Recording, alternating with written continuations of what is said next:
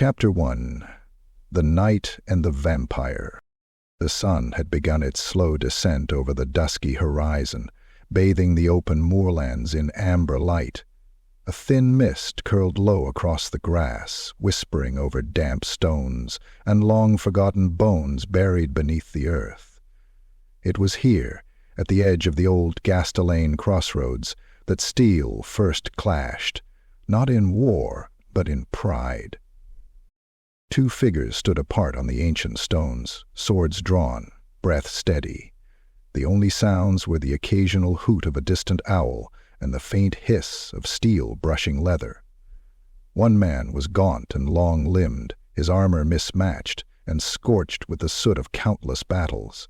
The other stood unnaturally still, clad in ornate crimson plate, so old and blackened it seemed forged from dried blood.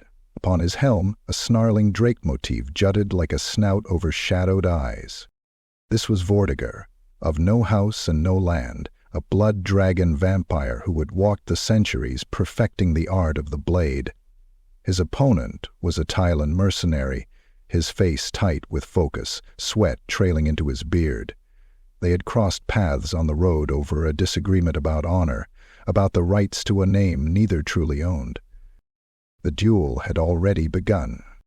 Suddenly the hush was broken by the clatter of hooves. A third rider burst into the clearing with a roar of pride and youthful arrogance. His armor gleamed with the blue and gold of Bretonnia, pristine and overly adorned. A white plume bobbed with every movement of his helm, and his surcoat bore the fleur-de-lis of House de Marcy, a modest noble family with grander dreams than deeds. Sir Armand de Marcy pulled his steed to a halt, raising his visor. "What's this?" he barked, his voice crisp and insolent. "A Bretonian field defiled by foreign steel and petty squabbles?" The two duelists paused.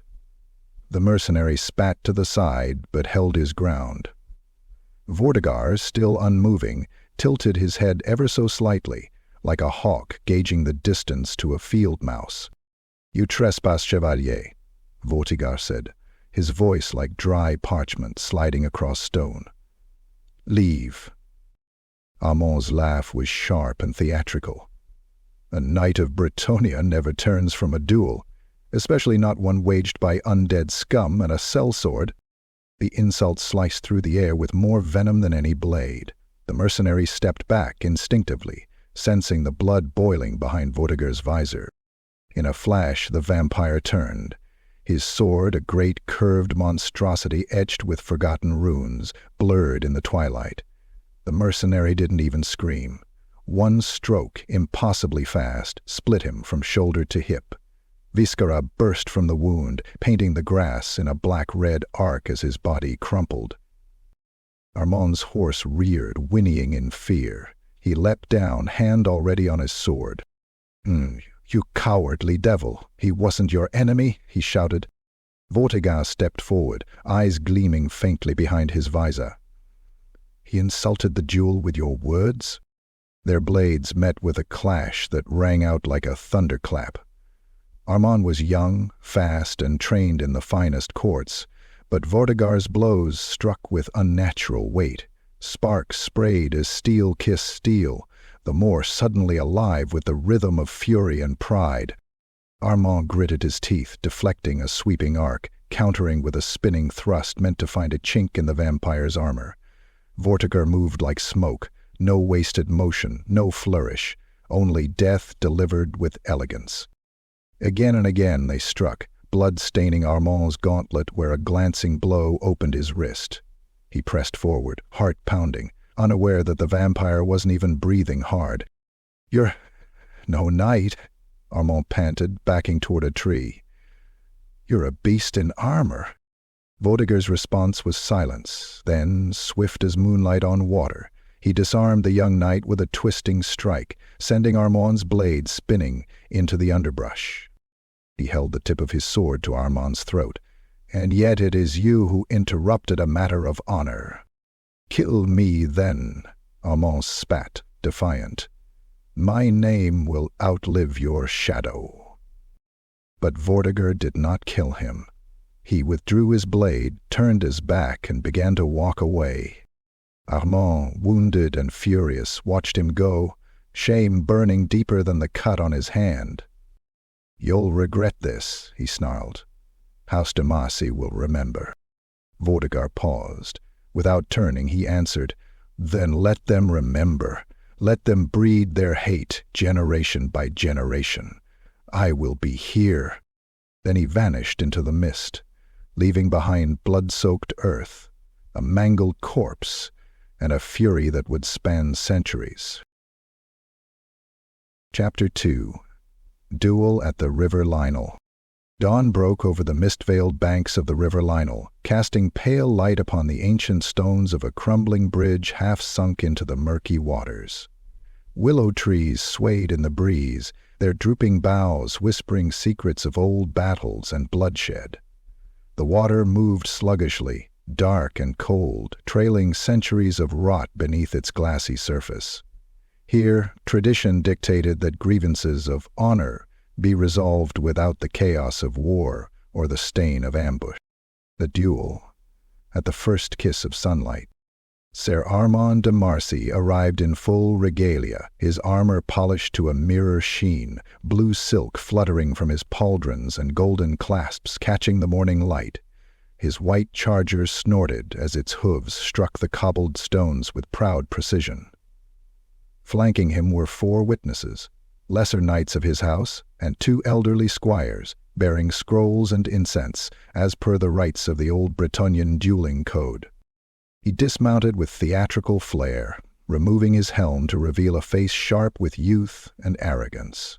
Though his wrist still bore the scabbed cut from his last encounter, his eyes were fire, unbending, unbroken. Across the bridge, Vortigern waited in silence. He stood beneath the hanging canopy of a twisted oak, motionless as stone. No horse, no entourage. His armor was the same, a crimson so dark it had turned to rust, trimmed in black filigree that curled like smoke across the plate. His blade, too long for any man, rested across his shoulders. A crow perched atop his pauldron, unafraid. No words were exchanged.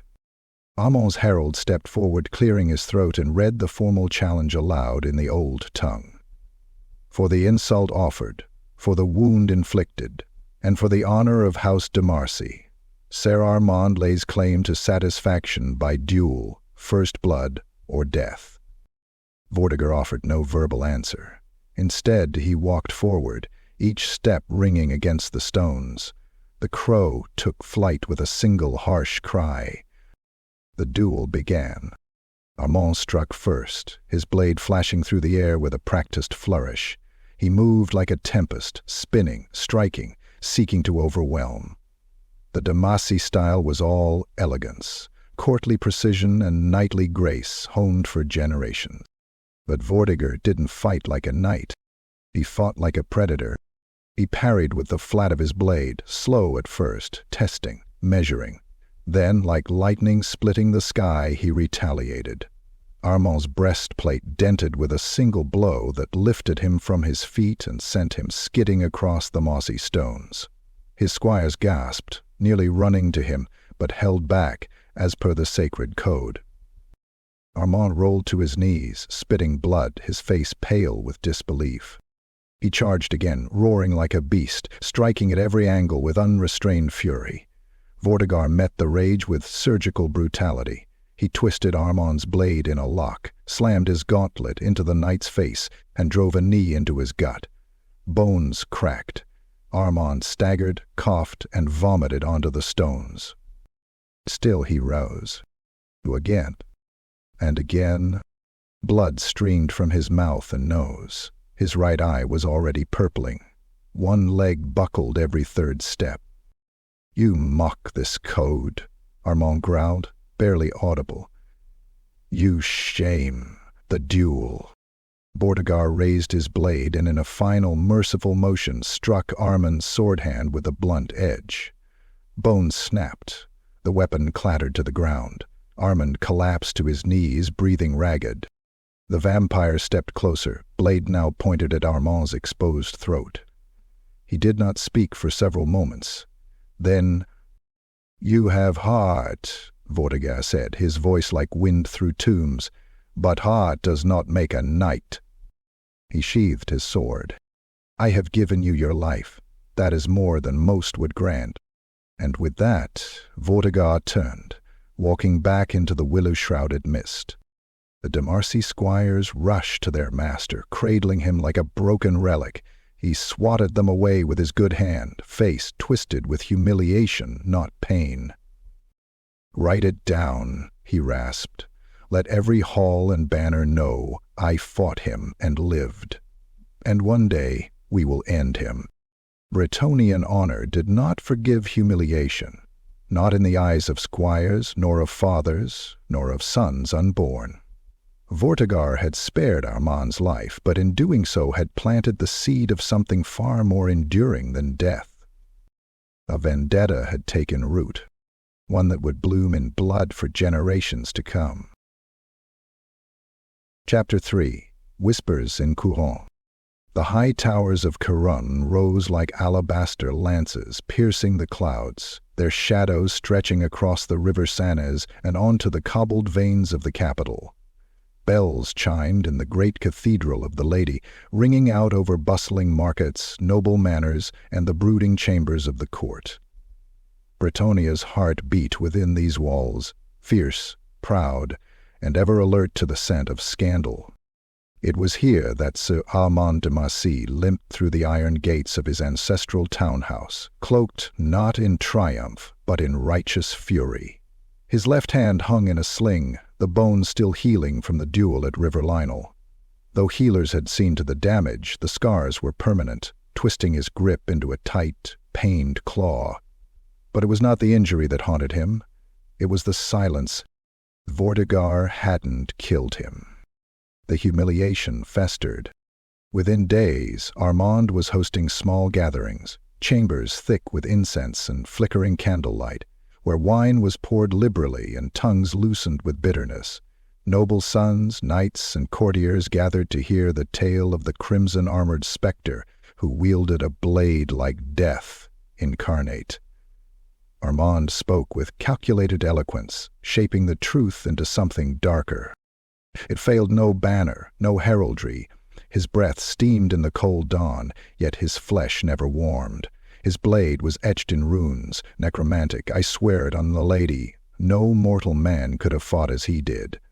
I bled him, and he did not bleed. His audience gasped. Some scoffed, others whispered behind gloved hands. They say he came from the Grey Mountains, Armand continued, feigning solemnity. A fallen knight. Some claim he once served the Grail, but drank from another cup instead. The rumors slithered through the halls of Kuhong like adders in tall grass. Tales grew bloated with fear. Vortigern was soon painted as a revenant, a blood drinker who haunted dueling grounds to test his blade on mortal flesh. One tale claimed he could vanish in shadow. Another said he fed on the hearts of the defeated. Some whispered that Armand had barely escaped with his soul intact, that the creature had let him live only to mock the sanctity of Bretonnian chivalry. The court of King Louis Leoncoeur remained silent, but the whispers reached even the Grail chapels. Vigilant Templars began carrying blessed blades. Witch hunters passed through towns with cold eyes, asking questions in hushed tones, and knights began traveling in pairs, even in duels. Vortigern's name, once unknown, became a ghost spoken with superstition and dread. In the borderlands near the Athalaren, beneath crags wrapped in low mist and thorns, Vortigern lived in silence. His keep, if it could be called that, was a collapsed watchtower buried beneath stone and root. Vines crawled through the cracks of its broken walls. Moss carpeted the battlements like decay, reclaiming what war had left behind. It was not comfort he sought, nor conquest, only solitude, a place where the blade could be sharpened in peace, where honor could be practiced without pretense. He sat beneath the tower's ruined arch, polishing his sword with an old rag. The firelight danced off the blackened steel. Around him, skeletal remains of old warriors lay undisturbed, their armor rusted, their weapons forgotten. They had challenged him once, centuries ago, and now served as grim company. Then the ravens came. Not one or two, but a flock, black shapes wheeling through the air like smoke. They circled the tower, cawing their warnings. Vortigern stood, sword already drawn, nostrils flaring at the scent of incense and fear on the wind. He was being hunted. They had come, not with open challenge, but with whispers, with superstition and torches. Honor had been replaced by cowardice and rumor. The very code he had once revered had turned against him, poisoned by the tongue of a boy he had spared. A week later, his keep was raided. At dusk, the thundering of hooves split the stillness of the valley. Witch hunters in grim black plate, accompanied by 4 Grail knights and 2 white-cloaked priests, descended upon the ruin. They bore relics of the Lady and holy fire, their chants echoing like hammers striking brass. Vortigern did not flee. He watched from the shadows as they searched, burning his few belongings, smashing old bones, defiling the dueling circle he had carved into the stone. He waited until nightfall, when the light of their torches began to falter. Then he struck. The first to die was a Templar, his throat opened from ear to spine in a blur of motion. Another's chest was crushed by a gauntleted fist that snapped ribs like twigs. Steel flashed, blood sprayed, and the screams echoed through the valley, sharp and brief. Even the knights, brave and devout, faltered before Vortigern's fury. But he did not kill them all. He left one, a squire, shaking, pissing himself, beside a shattered relic. Alive. "Tell them," Vortigern whispered, face inches from the boys. "You do not come to test honor, you come to kill a ghost of your own making." He vanished into the woods, dragging his great blade behind him like a funeral bell in the night. The next day, the survivor returned to Kuhong. The court did not speak Vortigern's name aloud anymore, but the whispers never stopped. Chapter 4. A Legacy of Spite. The manor of House de Marcy, nestled on the windswept cliffs of northern Languille, overlooked a sea that never calmed. The waves crashed like drumbeats against the jagged rocks below, endless and deafening. A reflection of the storm that never left the heart of Ser Armand. He had grown older, but not gentler. Years of bitterness etched themselves into his face like a mason's chisel, deep crow's feet around hate-filled eyes, a permanent sneer carved across his lips. His once proud jaw was marred by a crooked scar from a later duel, one of many fought in defiance of his body's decline. His left hand, now stiff and partially paralyzed from the River Lel debacle, remained gloved at all times. It was within the stone halls of this grim estate that Armand forged a legacy not of virtue, but of vengeance. His sons, Bastien, the eldest, and Louis, the younger, grew not on tales of grail quests or courtly love, but on the story of the crimson duelist. Night after night, by firelight and over blood-red wine, Armand spun the tale of his defeat, until it became myth, twisted, bloated, and poisonous. Was not a man, not even close, Armand would rasp, pacing before the hearth. His eyes gleamed like lanterns through that black helm, and when I struck him, oh, I struck him true. He smiled. No blood, no pain, just cold steel and colder flesh. That thing is still out there, boys. Still watching, still waiting for another de Marcy to shame. Bastien listened with quiet fury, his knuckles white around the pommel of his training blade. Louis, ever eager, mimicked every word, reciting the tale like a prayer before sleep. By the time they were of age to hold swords, they believed Vortigern to be a personal enemy, the bane of their lineage, not an opponent but a nemesis, a curse. They trained in the yard with a brutality that turned squires pale. Bastien fought like a hammer, each strike meant to break bone, to ruin rather than wound. Louis danced like fire, agile and unpredictable, but his final blows always aimed for the throat. Their father encouraged it, praised it. Show no mercy. A duel is no courtly affair. It is a reckoning. And so the House de Marcy prepared for a battle that would never end. Fathers forging sons in hatred, shaping their honor not by valor, but vengeance. It became their code, whispered even to servants. No Marcy dies unavenged. Far to the east, hidden deep in the mist-choked groves of the forest of Chalon, Vortigern moved through the twilight of undeath with a mind no longer content in isolation. The raid on his ruined tower had taught him something vital. Mortals, especially knights, bred, and with each generation came more blades, more lies, more fear. He could no longer remain alone, so he began to teach. From cairns and crypts across Bretonnia he summoned the bones of fallen duelists, men who had once challenged him, died by his hand, and had lain forgotten. With rituals written in blood and bound to cursed steel he raised them, not as mindless dead, but as echoes of who they were, wraiths tethered to the purpose of bladecraft.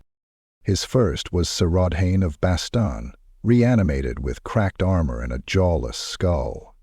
The next a grail-seeker named Malric, now bound in rusted plate with a single burning blue eye. They came in ones and twos, until a company of the dead stood beneath the twisted trees of his new sanctuary. Vortigern did not speak often. When he did, his voice rolled like thunder muffled by soil. You are no longer knights, you are blades, and blades must be honed. And so the training began. In the moss-drenched grove, beneath moonless skies, the undead sparred. Each duel was a savage ballet of violence. Bone cracked against bone, rusted steel screamed against cursed iron, and spectral ichor hissed as it struck the damp earth. Vortigern walked among them, correcting forms, striking down those who faltered with a contemptuous backhand.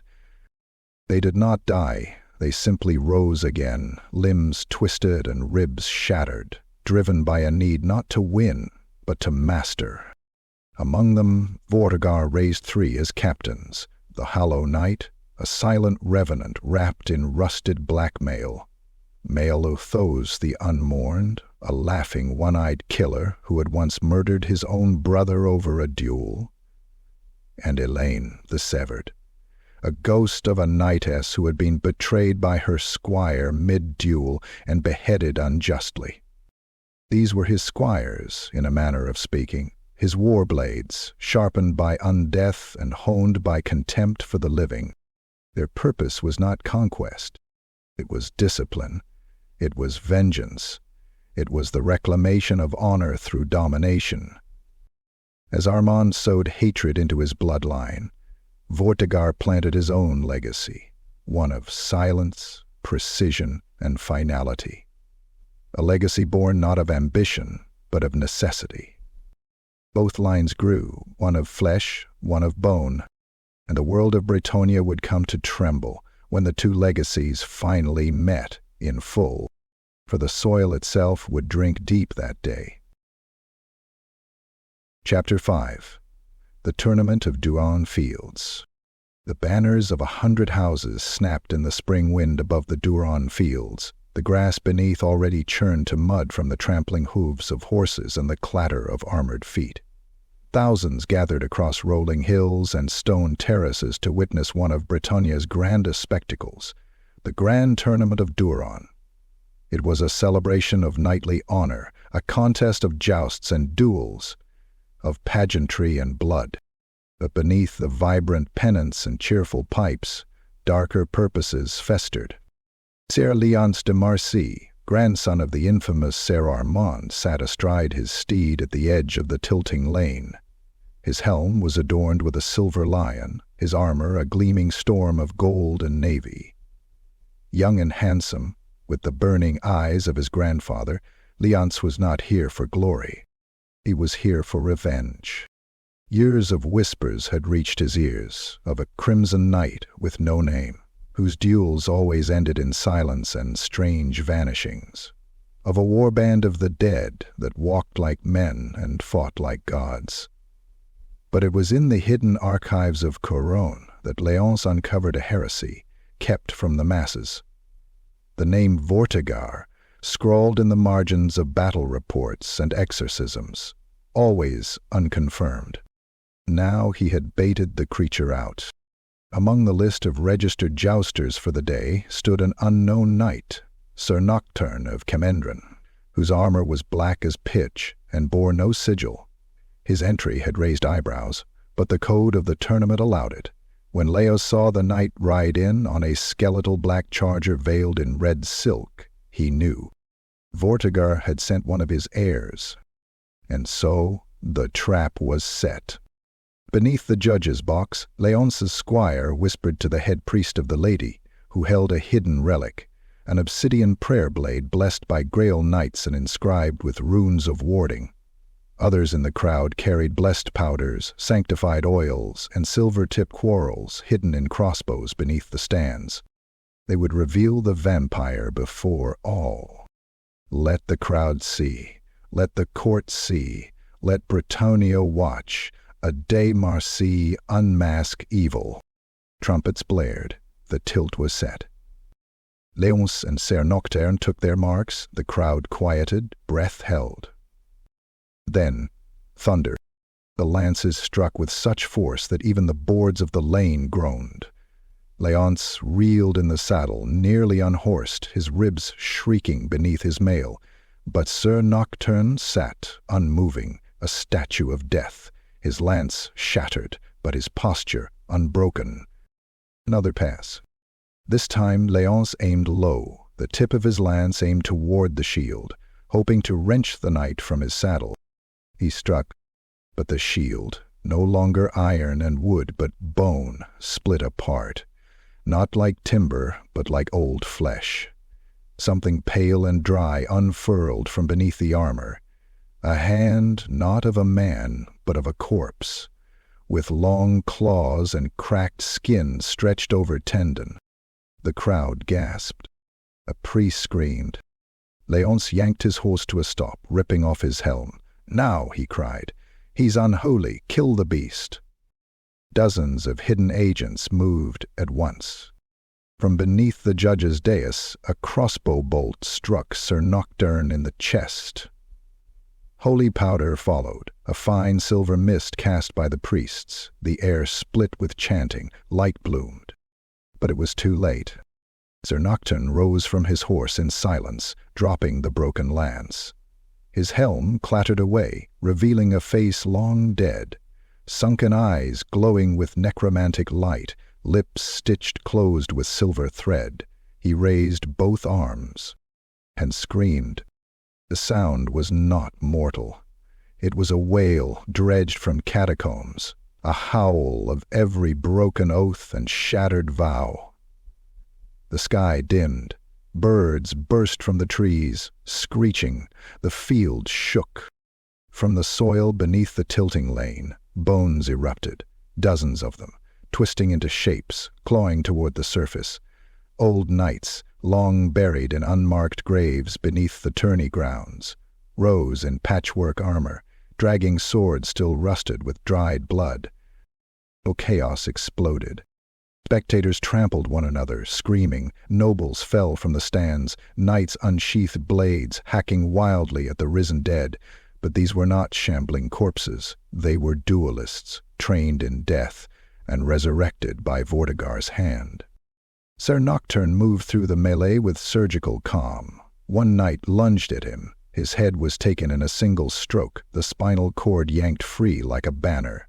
A priest tried to bless him. His body turned black and crumbled as he uttered the final syllable of his prayer. Léonce fought like a lion, cutting down two of the risen dead. But he was soon surrounded. Steel shattered against bone. He cried out as claws tore through his shoulder, spilling blood onto the grass. Then, a silence.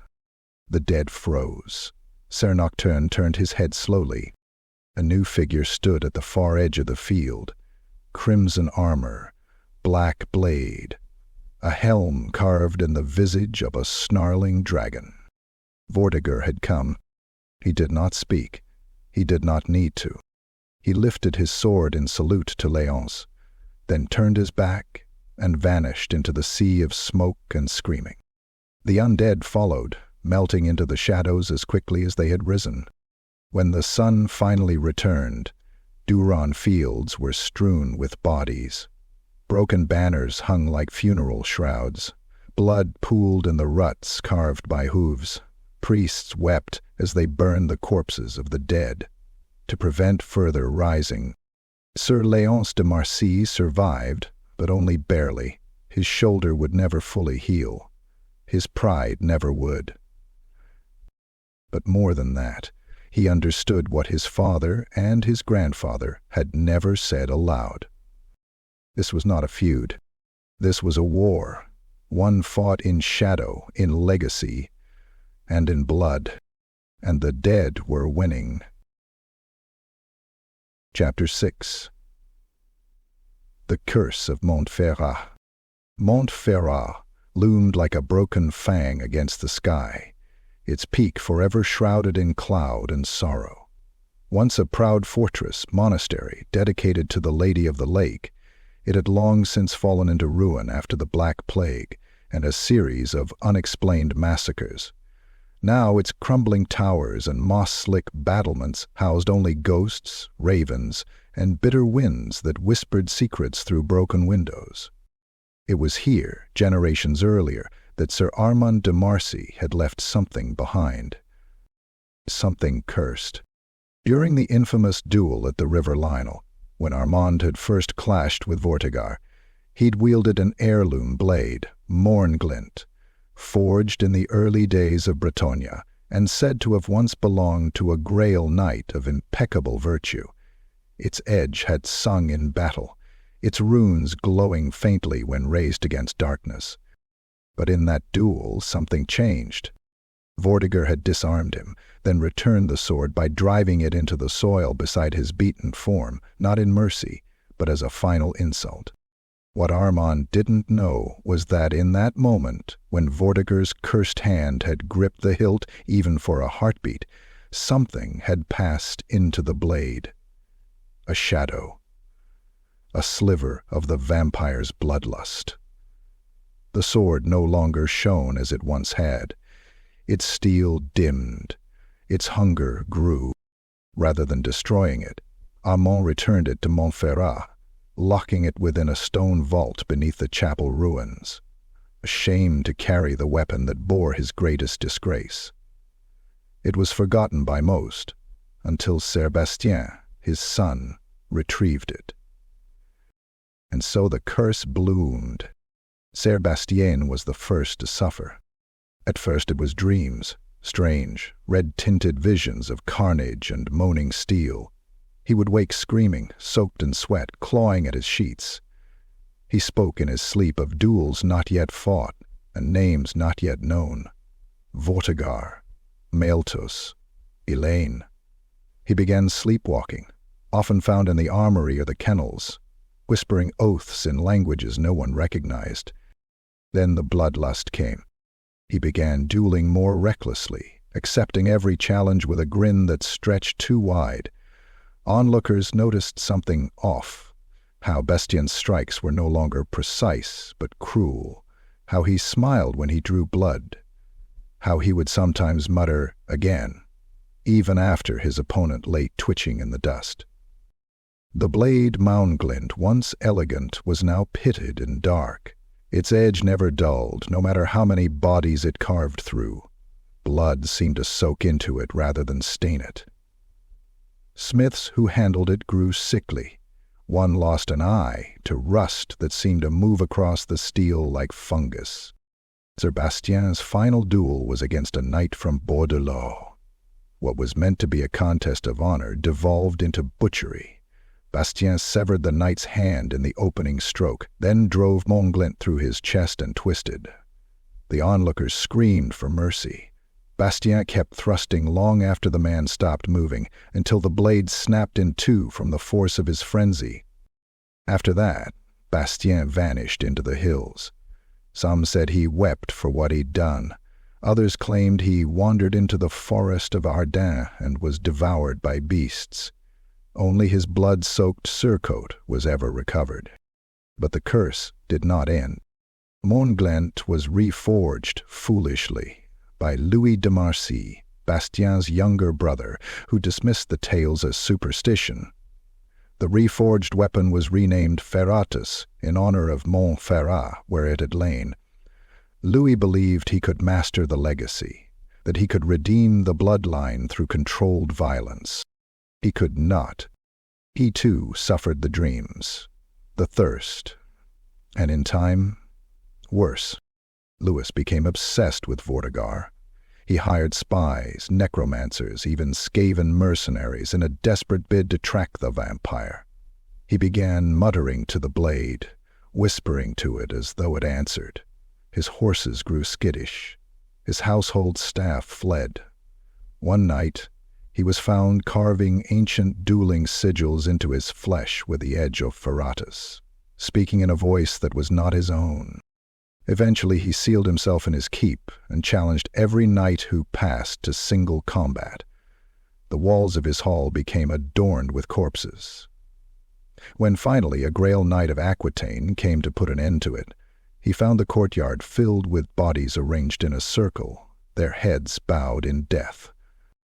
Louis stood at the center, naked, blood-soaked, grinning. He leapt at the knight with Ferratus in hand and was decapitated in a single righteous blow. To this day, the curse festers in House de Marcy's blood. The sons are plagued by nightmares. The women often miscarry. Madness takes the weak, and in every generation there is always one who hears the call of the blade, whether it lies in steel or spirit. The curse of Montferrat is not a thing of hexes or warlockry. It is legacy twisted. It is hatred fermented into poison. And through it all, Vortigern does nothing. He watches and waits, for he knows the true duel is not fought on a field but in blood, over centuries. Chapter 7. A Knight's Quest. The wind howled through the gray mountains like a choir of the damned, howling between jagged peaks that loomed like the teeth of some slumbering god. Snow drifted in thick, choking sheets, burying old paths and turning blood to ice before it could even soak into the earth. Somewhere within that bone-white wilderness a vampire waited, silent, patient, eternal. And Sir Theobald de Marcy had come to kill him. Fourth of his line, Theobald bore the full weight of a legacy soaked in humiliation, blood, and madness. His grandfather, Sir Bastien, had died raving in a chapel. His father, Sir Louis, was found crucified upside down by his own squire, eyes gouged out and mouth sewn shut with black thread. The curse that had slithered through generations now pressed like iron upon Theobald's soul. But unlike his forebears, he did not come out of vengeance. He came for absolution. The trail began in Charroux, a windswept hamlet just beneath the shadow of the gray mountains. Its people whispered tales of a red-dimed knight who visited once each decade, always leaving behind a corpse and silence. Theobald offered them silver. They offered him directions to a place they called Morn Crag, where the winds were sharp and the trees never grew right. He rode alone, through avalanche-choked valleys and passes haunted by beasts that howled in the dark. He pressed onward. His horse died after a week, its leg broken on a crag. He slit its throat before the cold could do worse, carving warmth from its body for a night. Wolves circled his camp, eyes gleaming like embers, but none dared to cross into the circle where he placed his family's ancestral blade, Ferratus, now wrapped in blessed linen and sealed in a sheath of bronze. He knew it was cursed, but it was the only weapon the de Martys had ever used that had touched Vortigern's flesh. He needed it, On the 11th day, he found it. Hidden in a canyon carved by time and old malice, beneath spires of black stone that jutted like grave markers, stood a ruin not found on any map. Cracked statues of faceless knights guarded its entrance. One crumbled, another beheaded, their blades broken and weeping rust. Snow did not fall here, not a flake. The air was too still, too tense, as though the land itself feared what slumbered within. Theobald entered with nothing but his blade, a flask of sanctified water, and a heart hollowed by generations of death. Inside, the air was thick with decay. Stone corridors swallowed sound, and darkness crept like oil across the walls.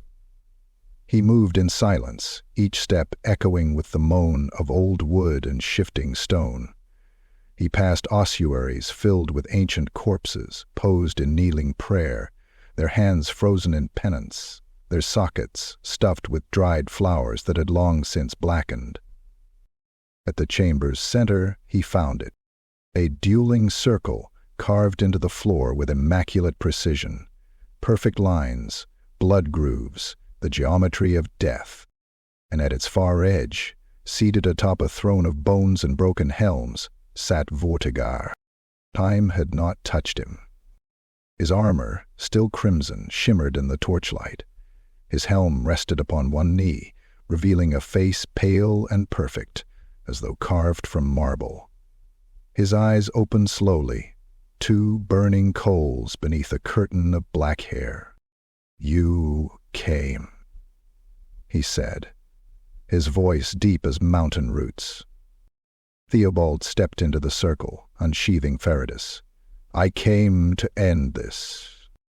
Vortigern rose, tall as an obelisk, his blade sliding from its scabbard with a sound like silk tearing flesh. "You came to die." They met with a scream of steel. Theobald fought like a man possessed, trained in the ways of Grail Knights, his strikes swift, controlled, every movement dictated by years of preparation and holy discipline. He drove Ferratus in tight arcs, striking for joints, for weak points, for the seams between armor plates. Vortigern danced with him. The vampire did not simply fight, he moved. Every step a lecture in violence, every parry an insult to Theobald's mortality. The blows were too fast, the power too great. On the 5th exchange, Vortigern opened Theobald's cheek. On the 7th, he cracked a rib. And then Vortigern spoke, while dueling, as if bored. "Your blood sings the same tune. Rage, desperation, fear." Theobald snarled, driving Ferratus into Vortigern's flank. The blade bit deep. Vortigern staggered. For the first time in centuries, he bled. But what came from his wound was no mortal red.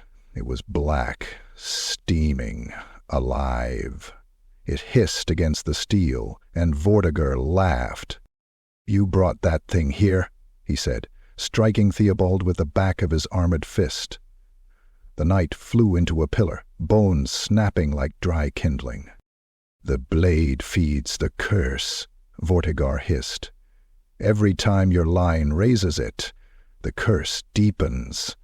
The blade wants me, but it belongs to me." Theobald, coughing blood, rose to his knees. "Then take it," he spat, and he threw Ferratus toward him. Vortigern caught the blade mid-air. For a heartbeat, he hesitated.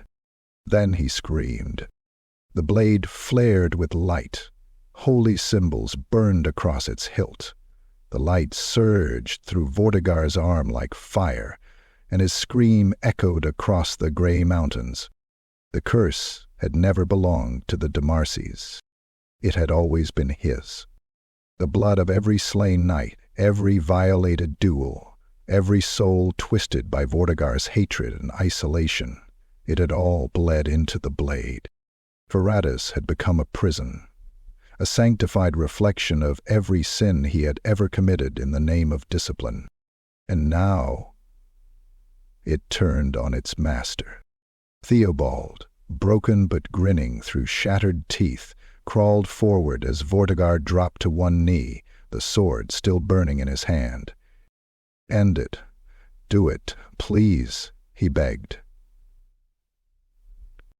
But Theobald did not strike. He passed out, and when he awoke, Vortigern was gone. The sword lay where it had fallen, cool once more, humming softly. The curse was not lifted, but it had shifted, and something new had begun to stir in the blood of House de Marcy. Chapter 8.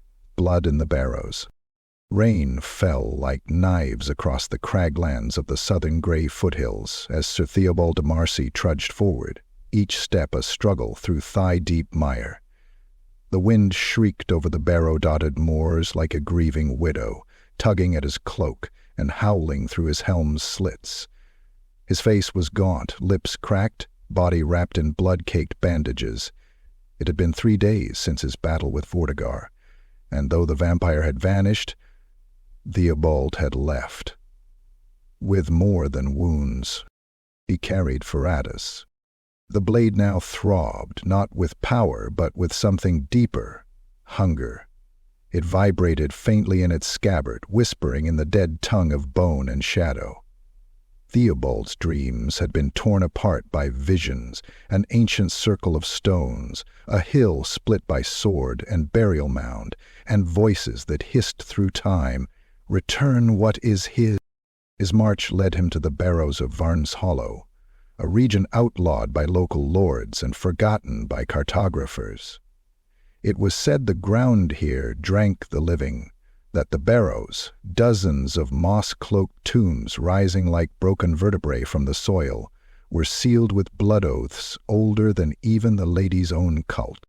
But Theobald did not fear death. He sought an end. The center of the hollow was dominated by a massive burial cairn, the entrance flanked by headless statues of Grail Knights, their swords broken, their hands clasped in mourning. Vortigern's voice echoed in his thoughts even now.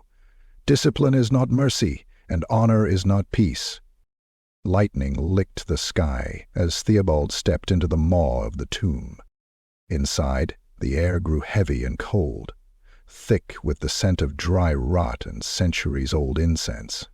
Narrow halls wound like veins through the earth, carved with murals in faded ochre, depictions of duels, kneeling warriors, and black-armored figures surrounded by flame.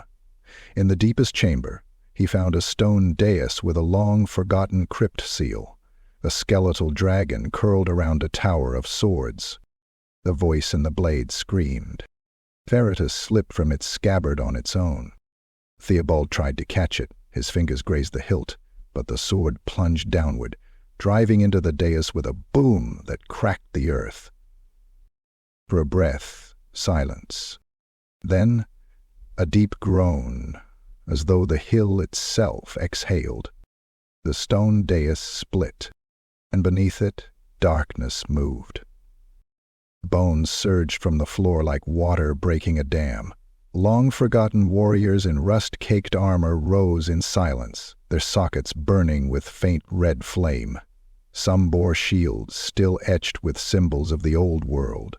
Others wore dueling harnesses, their blades chained to their hands so they would never stop fighting. Dust and grave mud spilled from their joints as they turned to face Theobald. He stumbled back, drawing his dagger, not that it would matter. One stepped forward, massive, draped in the remnants of knightly robes blackened by time. Its jaw hung loose, tongue shriveled, but it spoke, not with sound but with thought. "You are not him." Theobald's vision blurred. His ears rang. The voice burrowed into his skull like nails. "It came to end it," he gasped. "To return what was stolen." He held out Farah. The moment the white touched the blade, it screamed. A raw, choking, ancient scream, like stone being flayed. Its arms convulsed. Fire burst from its eyes. Then its skull shattered from within. The rest of the barrow erupted into motion. He charged. Theobald ran. Through crumbling halls lit now by flickering corpse light, he raced, ducking beneath crumbling arches as skeletal arms clawed at him. One caught his shoulder, snap, armor crumpled like paper. He plunged his dagger into its eye socket, ripping free the skull with a grunt, only to be tackled from behind. Bone fingers crushed his ribs. He screamed, stabbing blindly. Blood sprayed the walls, his own. He rolled into a burial alcove, barricading the entrance with shattered stone. The blade in his hand burned hot, no longer ferretus, but something else, something alive, its runes writhing like worms under skin. The whites surrounded the alcove, not speaking, not moving, just waiting. Then they parted, and from the back of the chamber, dragging a two-handed executioner's sword forged from obsidian and screaming souls, came the White Lord. Its armor was a reflection of Vortigern's, crimson flaked with black, but cracked and split by time. Upon its helm was welded a crown of iron nails. Its eyes bled smoke. "You stole our sleep," it said. Theobald tried to rise, failed. He brought it back, the blade. The Lord pointed to Ferretus. "Blade was our bond, not your salvation. You broke the seal. You called us." The whites moved forward again, and then something else moved behind them. Vortigern. He stepped from the shadows like a shade. No sound, no warning. His blade was already drawn. His presence silenced the chamber. The whites froze. Theobald could barely lift his head. Vortigern said nothing. He looked at the blade, at the tomb, at Theobald. Then, in a single blur of motion, he slaughtered them all. Bone shattered, steel howled, the barrow became a slaughterhouse. Vortigern moved like a force of nature. His blade split skulls and spines, severed limbs, and sliced clean through spectral shields. The White Lord lunged, but was beheaded mid-charge, its crown clanging to the stone like a bell of doom. Theobald watched in awe and horror as the vampire cut through the army of the dead he himself had awoken. When it was done, the chamber was soaked in rot. The walls dripped with bone dust and ichor. Silence returned. Vortigern approached. He looked down at Theobald. "You want to end this?" Theobald, bloodied and half-conscious, nodded. Vortigern reached down, not to kill, but to help him up. "There is no ending, knight," he whispered. "Only blood. You've tasted it, you understand now." He turned, walking into the darkness. Baratus pulsed in Theobald's hand. Not cursed, not holy, just hungry. Chapter 9. Shadows over Bordlo. Bordlo, jewel of the western coast, basked in golden sea mist and the perfume of ripe vineyards. Its marble towers and sea-green domes glittered in the sunlight, and the streets rang with the laughter of nobles and the music of troubadours. Beneath the facade of joy and wine, however, the city murmured with unease. Knights whispered of a shadow that had descended upon them, not through war, but through duel. It began at the Tournoi de Marin, a minor jousting event held at the docks each spring, a playful tournament for visiting nobles and merchant knights, rarely drawing blood, never drawing fear. Until the masked duelist arrived. No herald announced him, no bannerman carried his colors. He rode a midnight-thacked destrier with hooves that rang like thunder and eyes as dark as pitch. His armor was obsidian, trimmed in tarnished gold and scratched by the scars of 100 battles. His face was hidden behind a plain iron mask, no etching, no slits, only 2 deep holes for his eyes. He registered under the name Ser Lestur the Starling, a jest, the court assumed, until he fought. His first bout was against Sir Clement of Harlow, a known tourney champion. On the first tilt, Clement's lance shattered. On the second, Sir Lestourneau snapped Clement's spine through his cuirass, with a blow that rang across the city like a funeral bell. No cheer, only silence. Then whispers. The masked knight fought again. Sir Bertandi, Sir Louis, Sir Roger, all known men, seasoned knights, each felled with clinical, bloodless precision. None died, but all were maimed. Broken bones, shattered limbs. One would never speak again, and none remembered the final blow, only a blur of black steel and the cold. And then he vanished into the city each evening. No page, no tent, no retinue. He's gone. In the taverns and courts of Bordlo, nobles gossiped and argued. He's a vampire. He's the ghost of a fallen Grail Knight. No. He's Vortigern returned. Impossible. Vortigern wears red. But one thing was certain. Dueling in Bordlo had changed. Now it was fearsome. Sir Gaston de Marcy arrived weeks later, drawn by bloodline and duty. Tall, lean, with dark eyes and a smirk sharpened by arrogance, he bore the same madness that clung to all de Marcys. The curse still stirred. He felt it at night in his dreams, where crimson nights whispered his name and blades floated above black seas. He sought the masked duelist. When he found him, it was not on a tourney field, but in the Cour des Roses, a secluded garden arena behind the Temple of Myrmidia, where duels of honor were settled in secret. The duel was unsanctioned. Gaston removed his cloak, revealing silvered armor engraved with the history of his house. He raised his sword, not Ferratus, but a twin-forged blade with mirrored runes. "You fight well for a ghost," Gaston said. Sir Lestourneau said nothing. He simply nodded and lunged. The clash was immediate, steel against steel, thunderous and deafening in the silence of the Rose Court. Gaston fought with the elegance of a court-trained killer. High guards, sweeping counters, riposte after riposte. But the masked knight moved like silence incarnate. His strikes were narrow, fast, inhuman. Not flashy, deadly. Blow after blow fell upon Gaston's guard until his arm went numb. Blood welled beneath his gorget. He backed away, panting, sweat soaking through his linen. "Who are you?"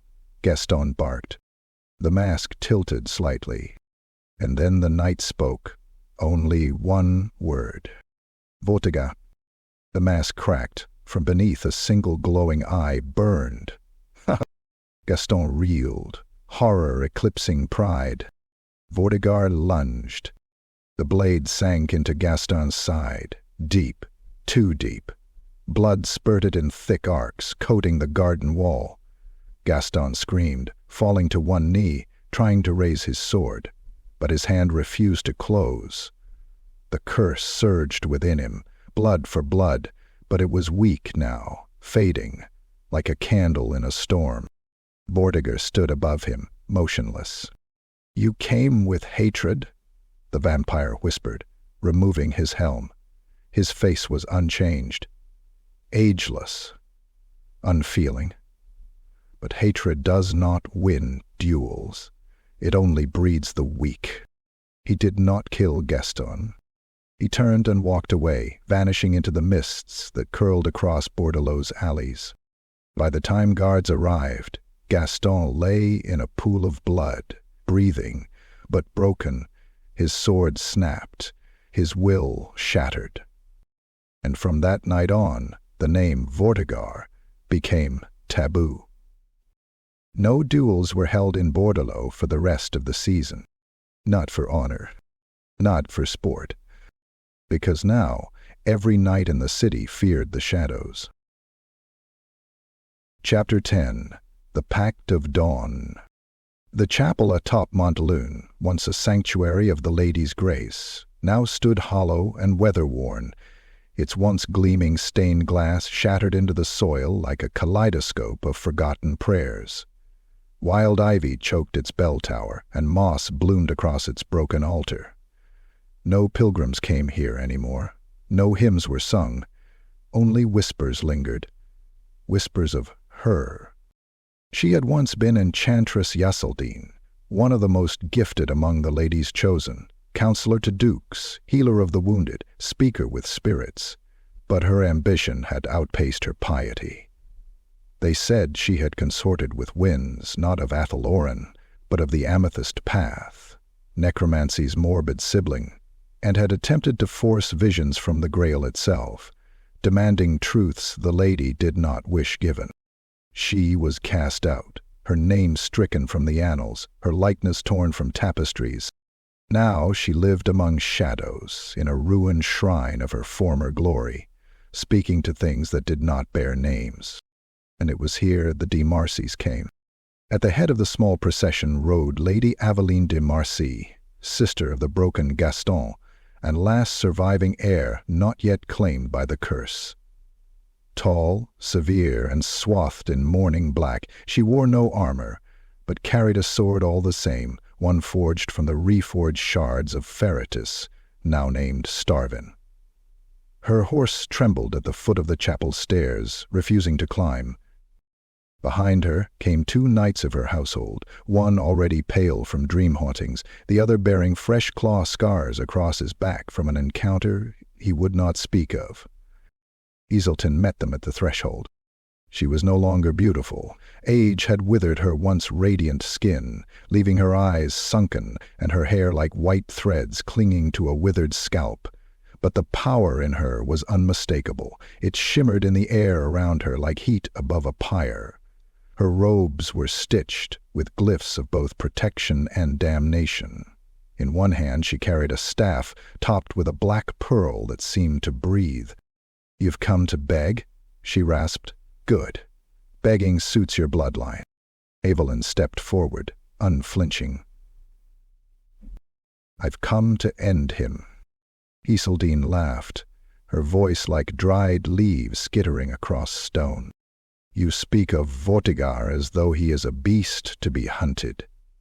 But he is older than your line, older than Bretonnia's memory. He was a knight before your ancestors learned how to hold blades. And yet he bleeds," Aveline said. Iseldine's laughter stopped. "Yes," she said, "he bleeds." They gathered within the broken chapel as dawn crept across the eastern sky, slivers of light slicing through cracks in the stone. Candles burned on a desecrated altar. Incense, thick and black, curled through the rafters like serpents. Iseldine explained what the church would never allow spoken. There is no destroying Vortigar through steel alone. He is bound by oath, not to darkness, but to discipline. His undeath is not one of chaos, but of purpose. He is a revenant of knightly principle, twisted and endless. His duels feed him. Each soul he defeats does not die, it joins him. They become echoes in his blade, his armor, his blood. She gestured to the altar. There lay a tome bound in flayed skin, etched in silver script that writhed when looked upon directly. "To unbind him," she continued, "you must break the code he clings to. You must make him violate his own honor. Only then will his curse devour him." Aveline furrowed her brow. "How?" Iseldine turned her milky eyes toward her.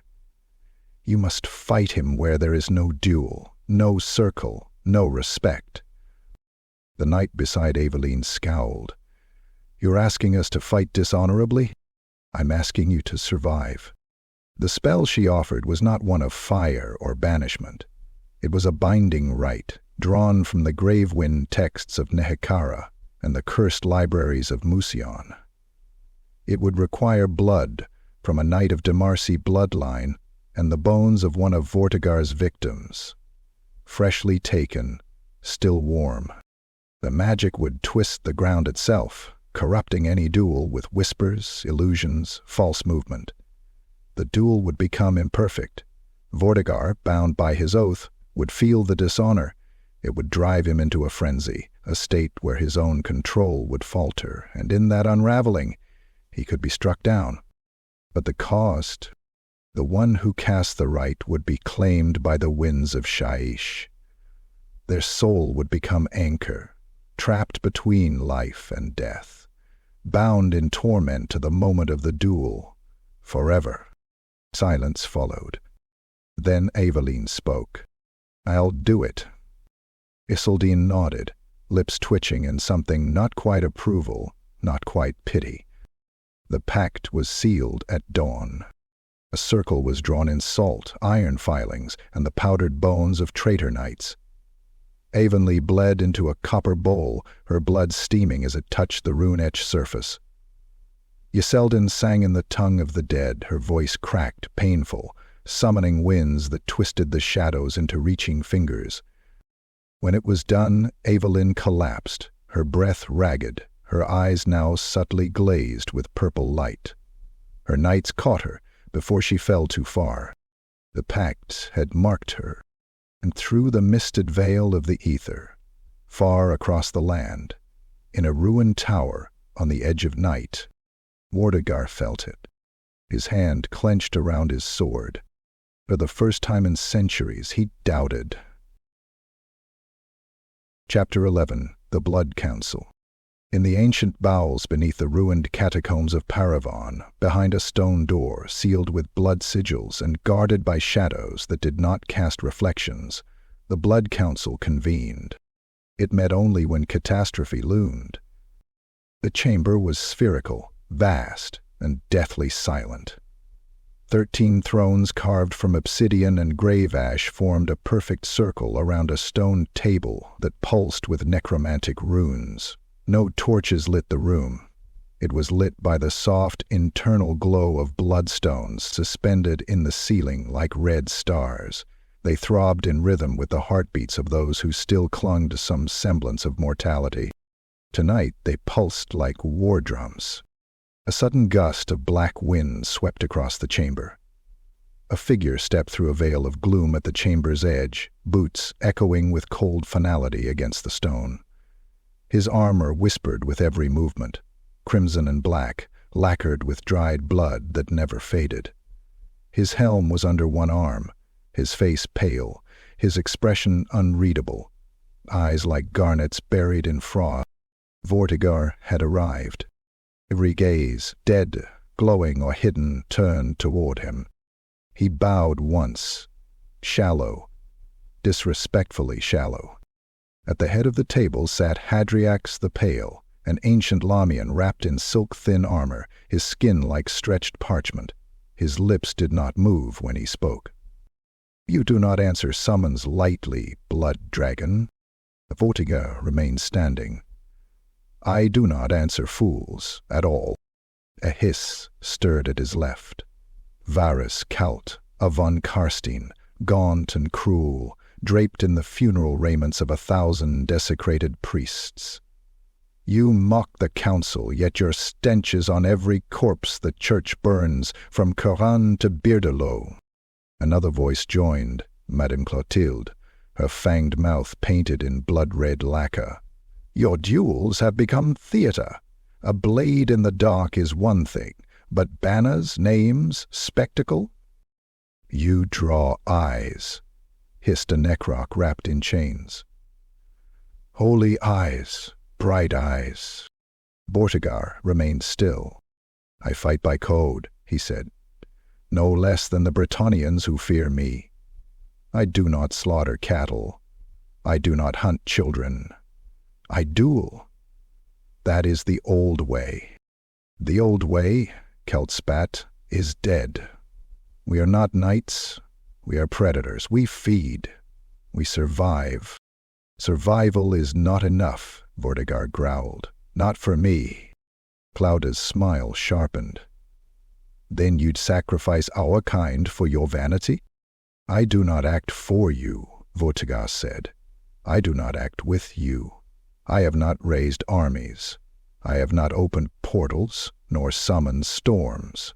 You should thank me. Every soul that fears me fears you more." "Your presence is a flare in the night sky," Hydrax said flatly. "Witch hunters mass. Grail seekers return from retirement. The Fae send things through the woods that even I cannot name. And now—" He gestured, and the stone pulsed. A vision shimmered in the air. Aveline de Marcy, kneeling before a glowing rune circle, blood pouring from her palms. Behind her, Enchantress Iseldi, hands raised in a ritual not seen since Musilian's darkest nights. A pact has been formed. The room darkened further. The bloodstones blinked like dying hearts. The church prepares a binding, a rite fueled by the very bloodline you haunt. They seek to unmake you not by blade, but by dishonor. For the first time, Vortigern's expression changed. His jaw clenched. His shoulders rose. "They will corrupt the duel," he said slowly. "They will make you violate your code," Hadriax confirmed. "And that will destroy you more completely than fire or steel." Clotilde laughed softly. "Poetic. Killed by the very law you cling to."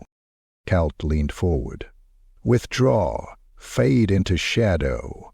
Let your myth rot into silence." Vortigern stared at the swirling vision of Aveline. Her face was calm, resigned. Her blood burned red across the vision. He spoke. "No." The chamber shuddered. "I will not hide like a rat. Let them come with their false circles and broken pacts. I will answer." He placed his helm upon the table, a challenge, raw and ritual. "If they twist the rules, I will show them the cost. If they seek to break my oath, I will show them what an oath breaker becomes." The runes on the table dimmed, as if recoiling. The council watched him go, silent, watchful. As Vortigern passed the threshold and vanished into the crypt halls, Clotilde whispered behind her black fan, "Halt, Jack Wills. He will bring war." Hadriax closed his eyes. "He is war." And the bloodstones burned anew. Chapter 12. The Siege of Castle Varcel. Castle Varcel was not a castle in the traditional sense. It had no gleaming towers, no battlements crowned in gold or fluttering standards. It rose like a malformed claw from the northern cliffs of the Grey Mountains, carved from black basalt and overgrown with moss and thorn. The spires jutted into the sky like rusted lances, and every window was a shadowed socket staring into the abyss. And within its walls, Vortigern waited. The ground outside Varcel's cursed walls drank no sunlight. Crows circled endlessly, never landing. Even wolves gave the surrounding woods a wide berth. It was said the wind here did not blow through the trees, it blew against them, howling like an army of damned souls clawing to return to flesh. That was where the de Marcy host arrived. Led by Lady Aveline de Marcy, the final heir unbroken by the curse, the vanguard rode under banners of blood red and cobalt blue. Her armor was darkened steel, trimmed in bone white, and her sword Starvane pulsed with pale runes, silent reminders of the pact she bore within her soul. With her came 24 knights of Bretonnia, all either sworn to the family or mad enough to fight for honor against the undead. Following them marched men-at-arms, archers, torchbearers, and priests bearing reliquaries. In wagons behind them, grim-faced mages from Carcassonne silently prepared their spells, their robes already stained from previous rituals. The siege began at dusk, and it began too easily. The gates of Castle Varcel stood open. No horns sounded, no arrows loosed, no boiling oil, just silence. "Halt!" Aveline commanded, raising her gauntleted fist. Her horse pawed the earth uneasily. Around her, knights muttered prayers. One of the Grail-blooded began to weep. "I don't like this," whispered Sejul beside her, his voice shaking. "There should be resistance." "Exactly," she replied. "Ready, Steel? Prepare the rite." The column pushed through the gates. The courtyard beyond was empty save for a pool of stagnant water and statues of knights, dozens of them, arranged in mock dueling stances. Their armor was rusted, their faces hidden behind visors. But then the wind changed, and the statues moved. With a grinding of ancient iron and shrieks of bone against stone, the knights of Vortigaux's undead order sprang to life. The first to fall was Sir Colette. A sword burst from her throat in a shower of arterial spray before her killer vanished into mist. Sir Jules was next, his arms severed mid-prayer, his body hurled into a wall with enough force to rupture his spine. The courtyard exploded into chaos. Vortigaux's undead fought like no shambling corpses. These were duelists reborn, relics of 1,000 bloody encounters, now honed to perfection in death. They fought in pairs, covering one another, striking with calculated fury. Their swords sang, and where they struck, flesh unraveled. Aveline activated the rite of corruption. Carchasm mages chanted in a circle of salt and blood, their voices growing hoarse as shadow magic licked up from the stones. Starvane hissed with power. Aveline stepped into the dueling circle drawn in the heart of the courtyard and raised her blade. "Vortigaux," she roared, "face me, coward, or has your honor already rotted?" The world answered. From the high battlement of the keep, a crimson blur descended like a comet. Vortigaux landed in the center of the circle with a crash that shattered the ground, scattering dust and blood. He said nothing. His armor shimmered with gore. His sword, ancient and jagged, glowed faintly in the dim light. He saluted her. The duel began. It was no contest of chivalry. Aveline struck with fury, her blade weaving arcs of light and illusion, each blow carrying the corruption of the pact. But Vortigaux parried with terrifying calm, his counters precise, his footwork impossibly fluid. Around them, war erupted. Knights clashed with wights in tight formations, steel on steel, bone on flesh. The priests unleashed sanctified flames, but were torn apart by revenant blades.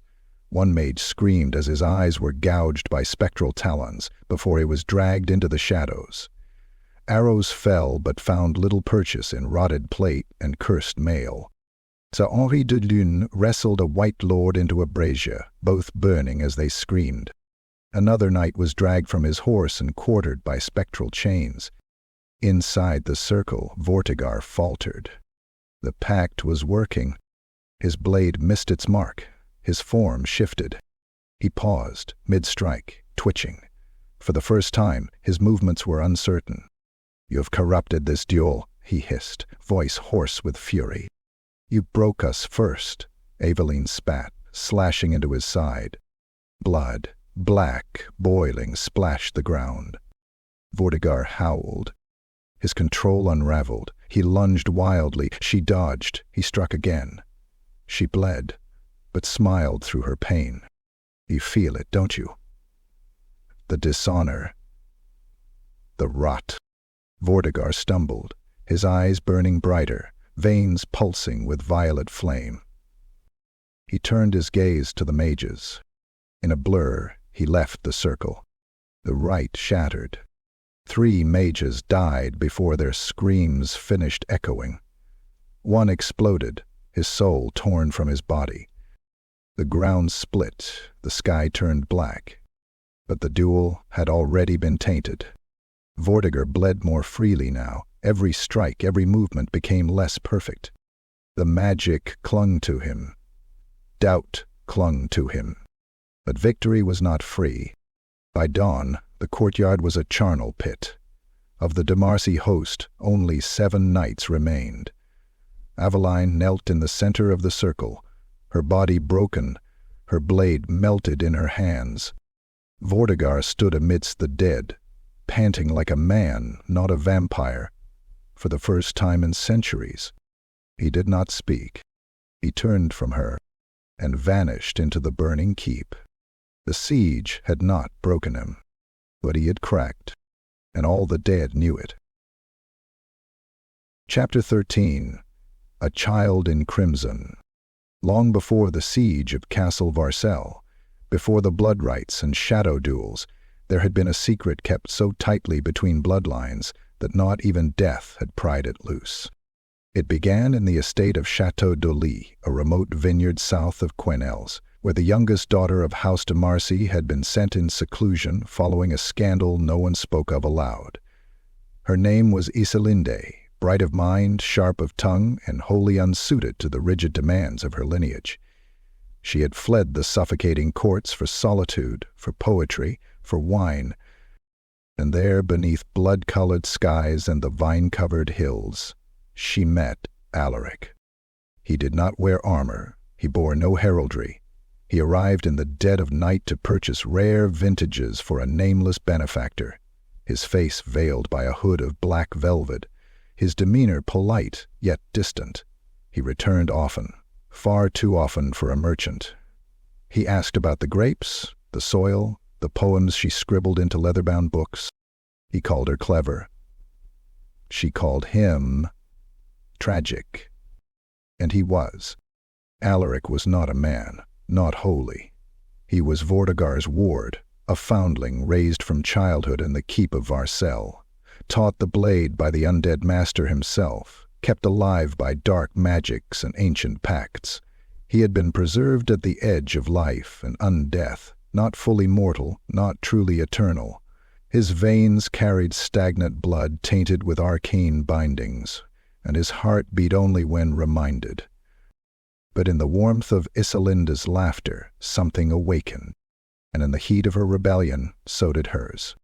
Their love was a storm kept in silence.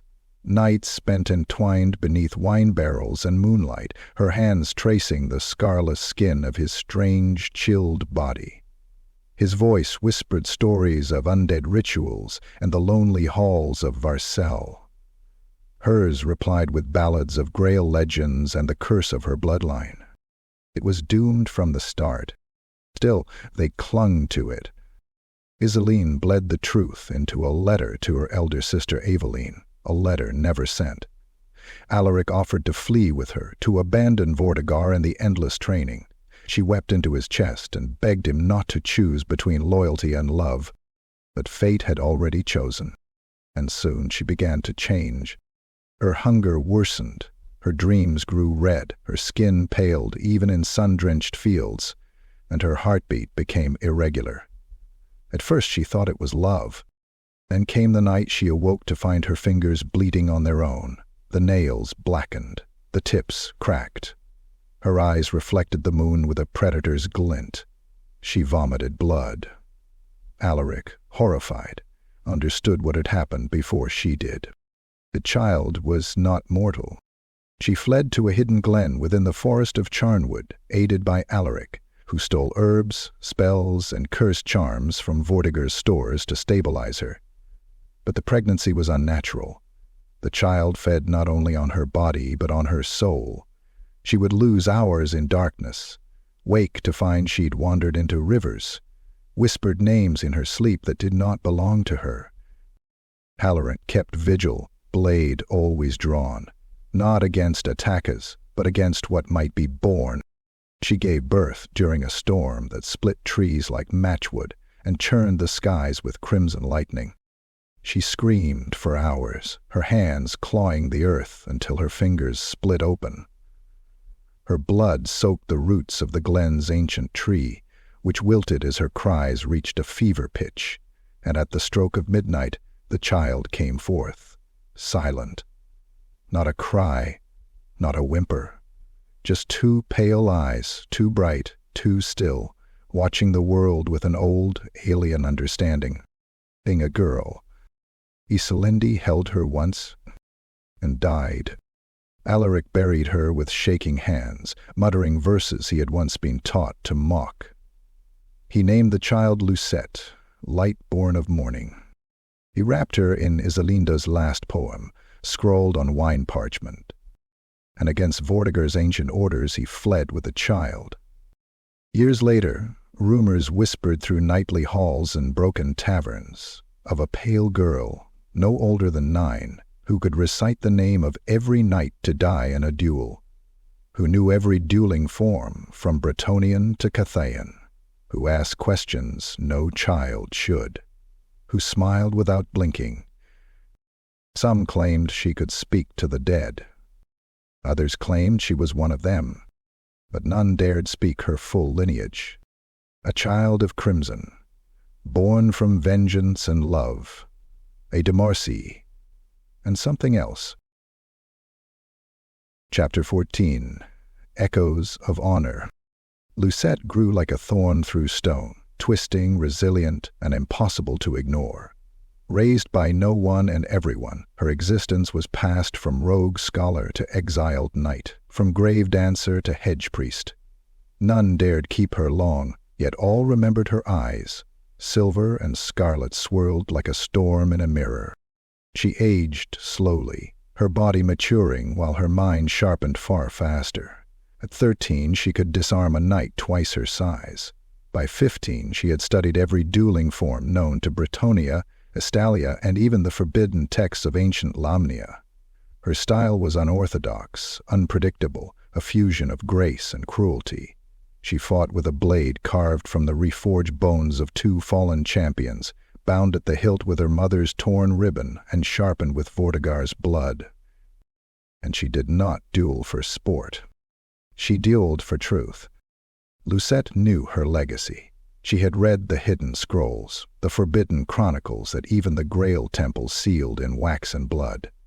She knew of Sir Armand's shame, of the cursed blade Faradis, of Vortigaux's cruel redemption. She knew of Iselinda's forbidden love and the curse stitched into her own veins like poisoned thread. She was the bridge between death and life, between oath and vengeance, and she was sick of silence. Her campaign began in the back roads of Aquitaine, where she sought out dueling circles, hidden courts, and exile enclaves. Word spread of a girl with no banner who challenged only those of Demarcy blood or Vortigaux's loyal dead. Her terms were always the same. To speak one lie in a duel is to die. To refuse the truth is to yield. And they fell. Sir Corbin de Marcy, felled after 3 parries and a throat slice too quick for the eye. A revenant knight of Vortigaux, cleaved in half mid-lunge, his blade still raised in salute. A duel's priest from Bordlo, disarmed, unmasked, and left weeping in the mud as she whispered every sin he'd committed in secret. She gave no mercy, yet showed no sadism. Her violence was clinical, her strikes absolute. She fought not with hatred, but with purpose. Some called her the Crimson Daughter. Others began to whisper a different name. The Equal Blade. It was in the ruined abbey of Mont, beneath shattered glass saints and ash-choked pews, that Lucette was challenged by her first true test, Sir Duron de Marcy, cousin to Aveline and last wielder of Starvane, a knight aged and hardened by grief, driven half-mad by dreams of a blood-soaked child with his sister's eyes. They met in silence beneath the shattered dome as the morning sun bled through the mists. Duron raised Starvane with a trembling hand. "You are not my kin. You are not hers. You're a parasite, born of shame and rot." Lucette tilted her head. "Then strike. If you win, the lie becomes truth." Duron screamed and charged. The duel was brutal. Steel clashed in violent rhythm, echoing through the abbey like war drums. Duvan's strikes were thunderous, each blow meant to crush, to erase. Lucette was a shadow, ducking, parrying, flicking her blade like a serpent's tongue. He struck her shoulder, she retaliated with a stab through the thigh. He drove her into a pillar, she cracked his gauntlet with a spinning heel kick. Then, with a sudden feint, she reversed her grip and slashed across his face, cutting deep into the cheekbone. Blood sprayed the altar. Duron staggered, dropped his blade, fell to his knees. Lucette stood above him, breathing hard. "I am both de Marcy and of Vortigaux's blood," she said, "and I am beyond you." She turned and walked away. He did not follow. Her reputation grew like fire in dry fields. Both factions, what remained of the cursed Demarsis and the dwindling disciples of Vortigern, began to see her not as enemy, but as something else. A mere. A reckoning. One by one the old blades were laid down. Not by peace, but by understanding. The feud had lost its shape. What had begun in pride had become a sickness. And now a child born of both sins offered the cure. Steel and truth. Lucette knew the final duel would come. Not to kill, but to end. Vortigern would not run, and neither would she. Chapter 15. Duel on the Damned Bridge. The bridge of St. Esclaron spanned a black gorge where the river Sharn once flowed, now reduced to a sluggish, fetid trickle beneath hanging roots and broken archways. It was older than Bretonnia itself, built before any Grail quest, long before the first knight swore a vow. The stones were worn smooth by centuries, the railings shattered, half hanging into the abyss. No bird sang there, no animal crossed. The peasants called it the Dan Bridge. It was here that Lucette called her challenge. Word spread like wildfire. By torch and raven, by whispered oaths and bleeding parchment, her declaration reached the remnants of both lines. This feud ends now. One circle, no honor, only truth. Bring your blades, all of you. And they came. On the western side stood the Demarsi bloodline. Aveline, pale and gaunt from the battle at Varcel, Starvane reforged a third time. Behind her, knights in tarnished blue and gold, their banners stitched with prayer and ash, their eyes hollow from dreams they never spoke of. On the eastern side stood the last of Vortigern's disciples, maimed revenants, spectral duelists, and living men bound by pact and blood.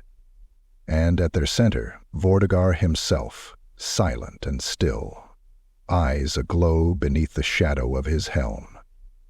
His blade was naked steel, old and screaming in the wind. And between them, alone on the bridge, stood Lucette. Her armor was crimson and pale, like dried blood over bone.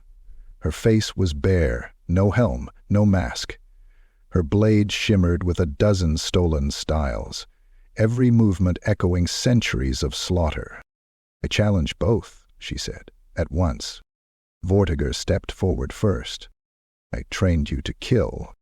I trained myself to end." Aveline joined him, her sword already raised. "You should never have been born." Lucette smiled. "I was born to finish this?" Steel screamed. The duel exploded with the fury of blood and history. Vortigern struck first, his blade descending like a guillotine. Lucette caught it mid-arc, twisting her body, kicking off the bridge wall, rebounding with a flurry of blows. Aveline lunged from behind, her strikes surgical, precise, desperate. Lucette danced between them. Each blow she gave carried more than skill. It carried judgment. When her blade clanged against Aveline's, the sound cracked the stones beneath. When she locked swords with Vortigern, their clash sent spectral aftershocks into the gorge below. Blood sprayed in arcs, soaking the stones. Aveline screamed as Lucette opened her thigh. Vortigern growled as his shoulder plate shattered from a spinning slash. But none yielded, because this was not a duel of honor. This was purging. Then the air shifted. The wind died. The sky rippled like fabric torn by unseen claws.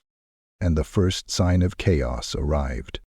A shriek erupted from beyond the gorge, a sound not made by lungs but forged in some warp-born furnace of madness. A tear opened in the sky above the eastern bank, vomiting flame and shadow. From it came beasts, malformed things of armor and sinew, crawling with eyes and mouths, bellowing in languages meant to unmake. The first of the chaos spawn hit the bridge like a comet, crushing a Demarsi knight into paste. Another leapt from the void, biting through a revenant's skull with jaws of brass. The jewel collapsed. Lucette was thrown backward by a blast of raw warp energy. Aveline caught her footing but screamed as a spined tentacle impaled one of her squires. Vortigern turned mid-swing and roared, his blade cleaving one of the creatures from shoulder to gut. The feud forgot itself. Now it was survival. Lucette staggered to her feet, blood in her mouth. A chaos knight bore down on her, twisted, horned, its blade forged from the spine of some eldritch titan. She dodged left, rolled, and drove her sword through its armpit. It did not scream. It died silently, melting into the stones like candle wax. Aveline fought beside her, back to back. They didn't speak. They didn't need to. Vortigern waded into the thickest part of the incursion like a hurricane of steel and silence. His blade sang through abomination after abomination, black blood washing over him in steaming tides. For every night of chaos he felled, another surged forth, serpents with arms, insects with blades for limbs, eyeless giants. But Lucette was no longer a child. She was the blade that the echoed.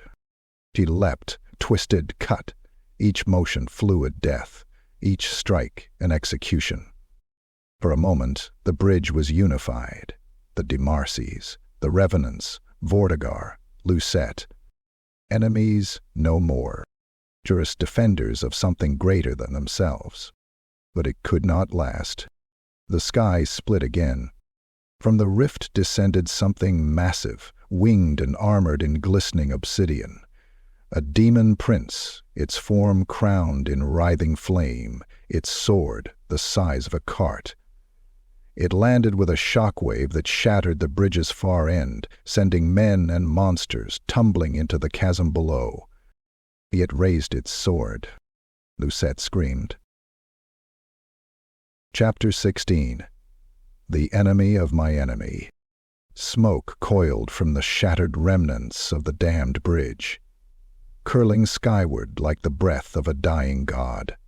The air was thick with blood, charred flesh, and the lingering stench of warp corruption. Bodies, human, undead, demonic, littered the chasm's edge in grotesque poses, twitching, steaming, or quietly decomposing. The battle had raged through the night. Now, as dawn bled gray over the blackened sky, the survivors gathered, not in camps, not in formation, but in cautious, scattered knots, like wolves who had fought the fire and now feared their neighbors more than the flames. At the heart of the blood-soaked ruins stood Lucette, her armor cracked and blackened, her sword dulled by gore. Her left arm was broken, bound hastily with the torn cloak of a fallen knight, and her side bled freely through makeshift wrappings. She leaned on a broken spear haft, watching both sides from behind half-lidded eyes. The demon prince was gone, banished, not slain. Its body dissolved into smoke and madness after Lucette drove her blade into the runes binding its essence. The explosion had nearly killed them all. Only Vortigern's warding circle, etched into the bridge's center by his own blood, had saved them from being devoured by the detonation's wake. Now, the lines between enemy and ally blurred like watercolors in the rain. Aveline de Marcy, face pale, hair singed, walked across the field flanked by her few remaining knights, no more than 6. Their eyes ringed with red from exhaustion and madness. Starvane hung limp in her hand, its runes flickering erratically. She approached Vortigern. The vampire stood beneath a twisted statue of Saint Esclaron, the relic now cleaved in half by a chaos blade. He leaned on his sword, more still than stone. His crimson armor was dented, shredded at the thigh, his helm gone. One eye burned. The other bled black ichor from a crack across his skull. Aveline stopped, 3 paces away. For a long time neither spoke. Lucette watched, ready to intervene. Then Vortigern's lips curled into something not quite a smile. "We're not so different now," he said. Eveline wiped blood from her mouth. We were never different, just too proud to look close enough. Another silence. Behind them, the remnants of the Demacy house and Vortigaire's revenants eyed one another across the battlefield, swords not raised, but not sheathed either. Lucette stepped forward. This war, our war, it's not over. But if we don't make it bigger, we may live to see its end.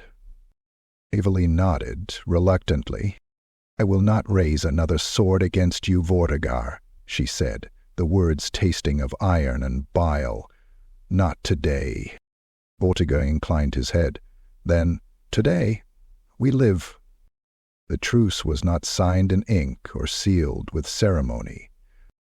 It was forged in mutual pain, set between corpses of the corrupted and echoing war cries of things too foul to name. As the survivors bound wounds, shared bread, and buried their dead together, an uneasy alliance took form. Not trust, not friendship. Just a truth too undeniable to ignore. The enemy of my enemy is the only shield left. By evening, a crude camp rose in the ruins of a nearby chapel. Fires burned low, guarded by both Demacy and undead hand. A priest muttered grey litanies beside a revenant who hummed a tune from a forgotten age. A squire from Bordlo bound the cracked ribs of a bone-armored warrior who had once served Vortigare in undeath. Lucette sat beneath a crumbling archway, sword resting on her lap, her eyes scanning the darkness beyond the firelight. Eveline approached her, silent. "Do you think it can hold?" Eveline asked. Lucette didn't look up. "No. But we build it anyway?" Lucette finally met her gaze. "Because if we don't, there won't be anyone left to carry the story." Across the fire, Vortigare watched. The embers danced in his crimson eyes, and for the first time in centuries he looked tired, not weary from battle, but from existence. He turned and walked into the darkness, not to flee, but to scout. The war had changed, and now the blade of history was gripped by both hands. Chapter 17. The betrayal at Gaspard's Hold. Gaspard's Hold stood like a wounded sentinel against the edge of the Blackstone Gorge, a fortress hewn from crumbling limestone and girded in iron chains older than memory. It had once been a watchtower of the Grail Lords, a relic of righteous wars now reduced to ruin and rot. Its halls were hollow, its banners long gone, its chapels stained by mold and the quiet despair of forgotten prayers. It was here that the truce, forged in desperation and tempered by shared blood at the damned bridge, was to be honored. Here, where Demacy and revenants sat at opposite tables and shared black bread and bitter water under the supervision of Lucette, whose word was law while her sword remained within reach. But peace built on blood is a brittle thing, and hatred fermented too long becomes poison. The rain fell in sheets the night Sir Renaud de Marcy made his move.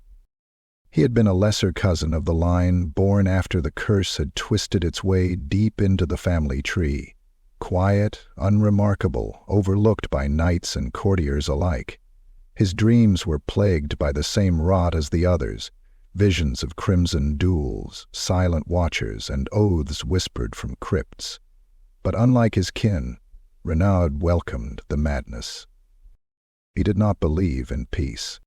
He believed in purity. To him the truce was heresy. That his kin would break bread with the butcher of Lionel, that they would call Vortigare brother-in-arms, was a stain deeper than the curse itself. So he carved his intention into the hilt of his blade with his own teeth, wept prayers to a vision of the lady twisted by rage, and waited. Vortigare, unhelmed and unarmored, walked the upper halls of Gaspard's Hold that night, alone. He did not fear ambush, he had fought worse in the dark, but still he moved with the silence of something half shadow, half memory.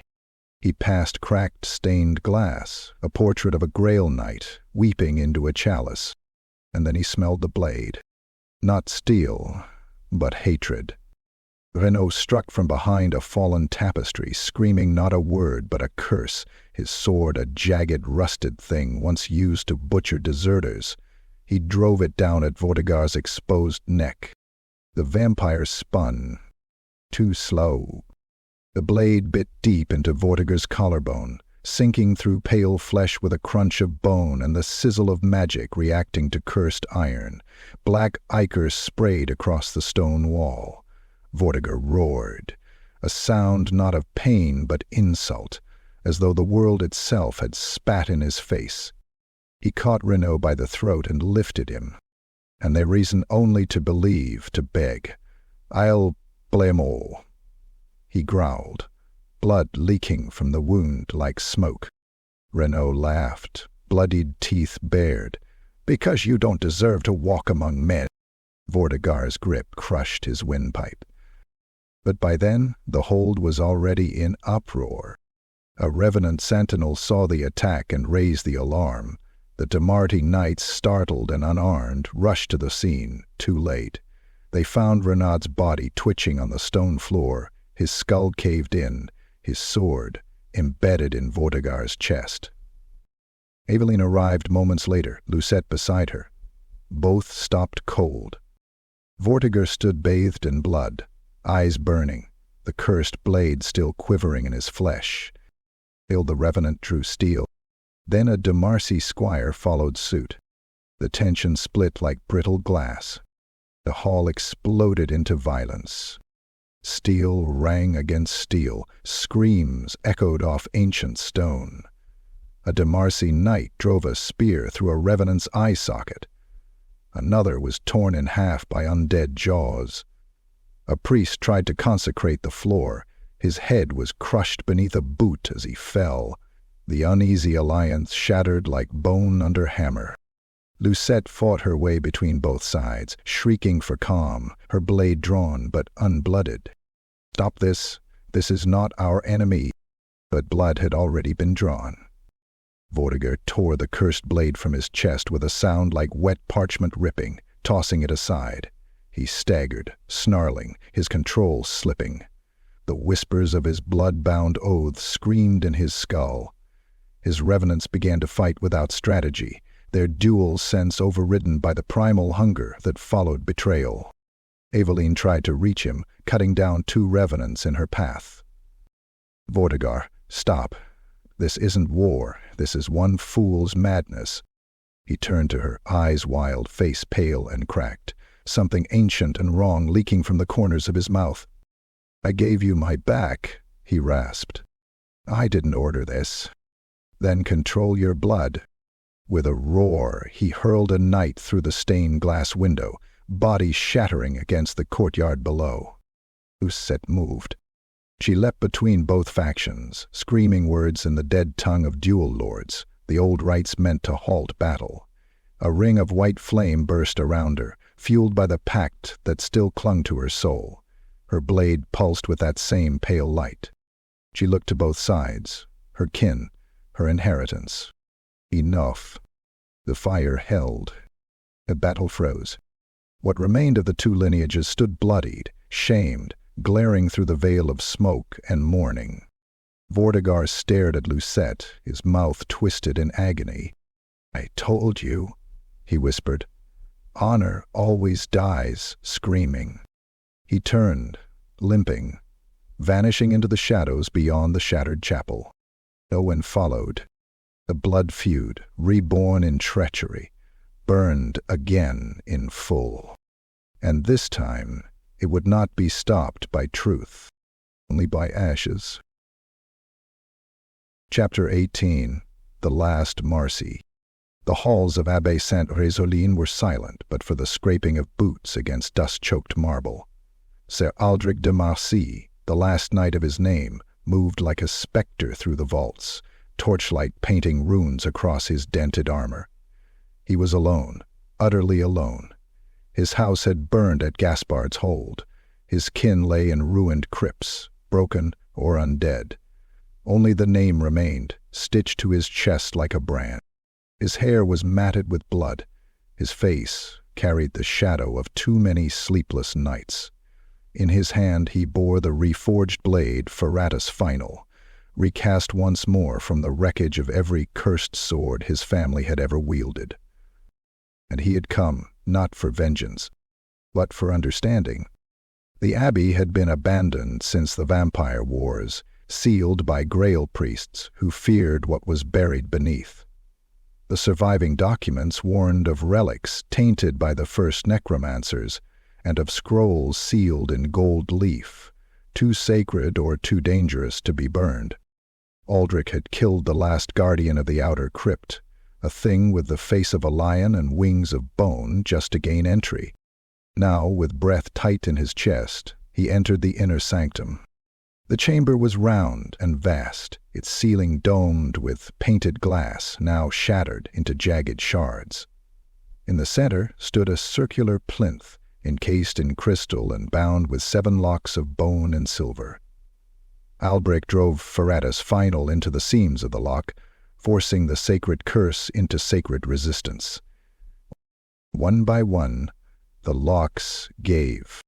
Inside lay a book, not of parchment, but of skin, pages etched in blood and soot. Its title was Le Livre de la Fin et du Renouveau, the Book of the End and the Renewal. The text was older than Bretonnia, written in the tongue of the lady's first champions, those who had sworn oaths not in her name but in the name of balance. It told of a lineage cursed not by vampires or gods, but by their own pride, of a knight named Artan de Sang, who once faced a crimson-wreathed duelist beneath a bleeding moon and refused to yield. That duel never ended. The combatants kept returning, generation after generation, as echoes of that ancient sin. It was not a curse. It was a cycle, a blood feud bound by oath and story, born anew each time the blade was drawn in hate. Aldrich's eyes widened. His hands trembled. He turned the pages. There, buried among the ancient canticles, was the prophecy. Whoever the last knight of proud blood walks alone into shadow, bearing steel born of every wound. The duel shall end, not by blade, but by choice. Should he sheathe his sword before the enemy strikes, the cycle shall shatter, the line shall fall and rise cleansed. But should he draw again in hatred, the blood shall boil eternal, and the world shall drown in its echo. Aldrich staggered back. All this time the answer had never been victory. It had been surrender. He returned to the surface at dusk, his armor glistening with dew and ash. The world above was quiet. The mountains loomed dark against the bleeding sky, and somewhere beyond, Vortigern stirred in the ruins of his own regrets. Aldrich climbed to the cliffside shrine where his ancestors once knelt. He placed Farah's final on the altar. He did not speak. He did not pray. He knelt and waited, not for absolution, but for him, because the last Marcy would not raise his blade. Not again. And whatever came, vengeance, forgiveness, death, it would end here, in silence.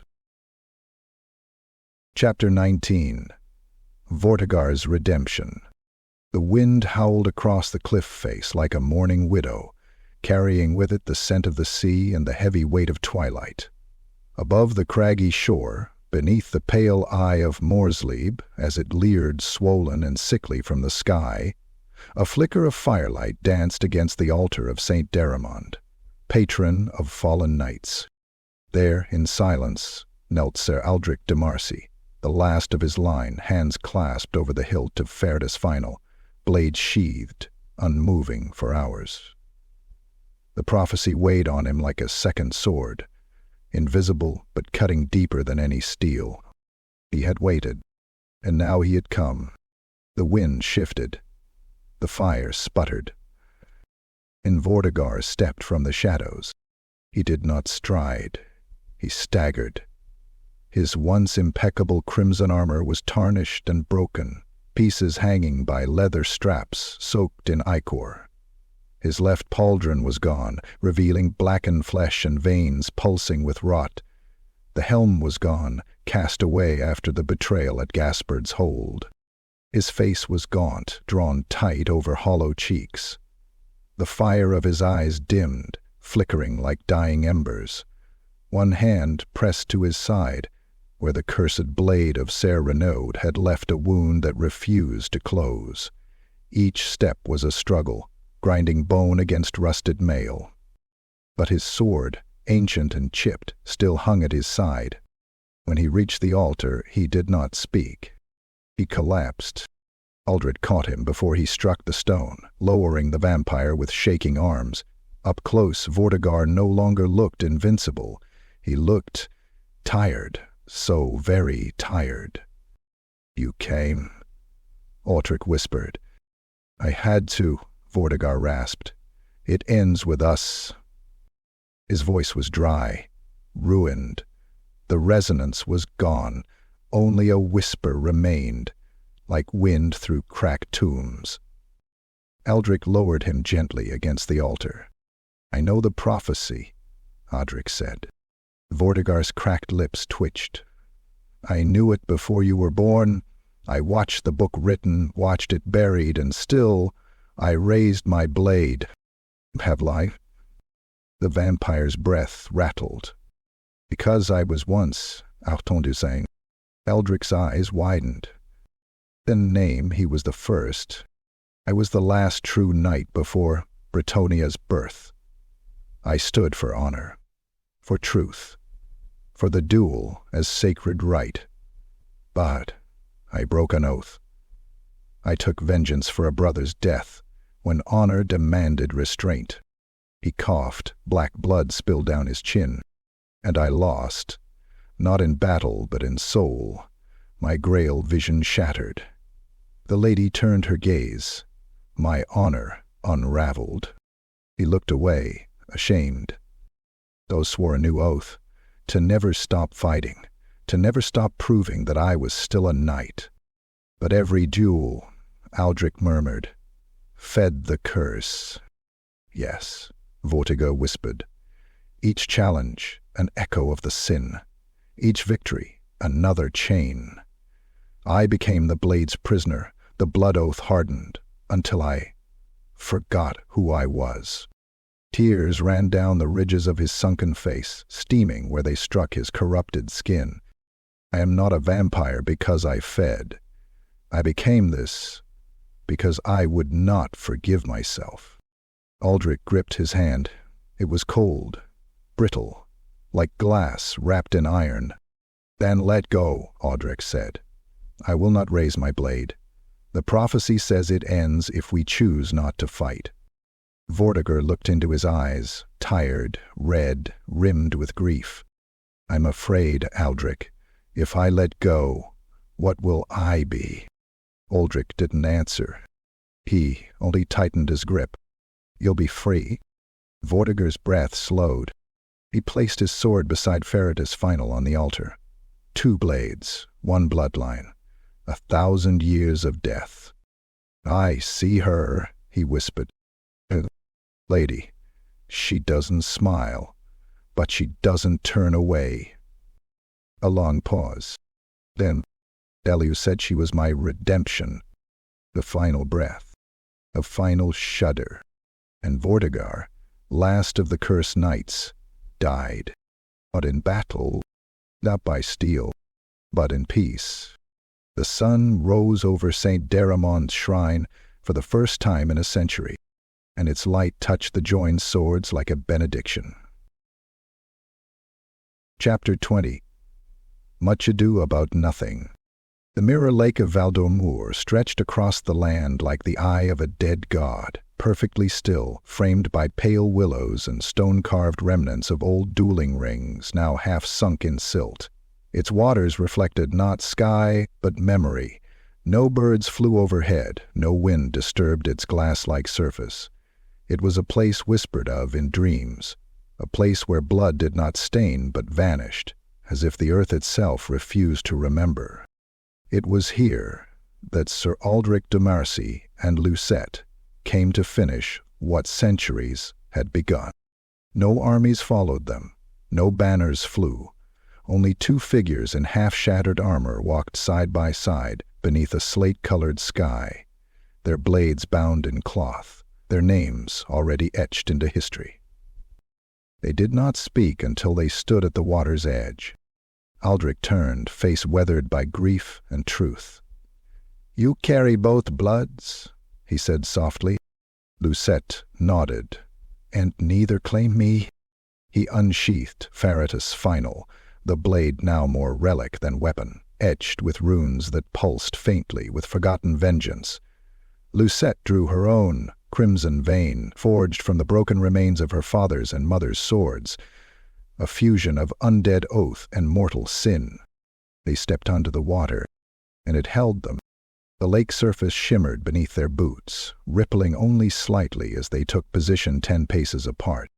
There was no circle, no referee, only the echoes of thousands who had fought before them, rising in the silence like breath held too long.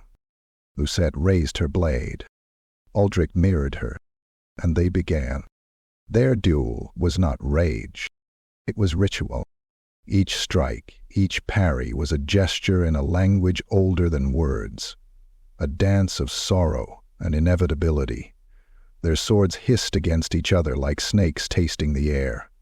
Ripples echoed across the lake's surface, blooming outward with each step, each clash. Lucette spun low, carving at Aldrich's knees. He leapt, countering with an overhead slash that grazed her helm. She twisted, reversed, drove her blade upward. He caught it on the crossguard, shoved her back.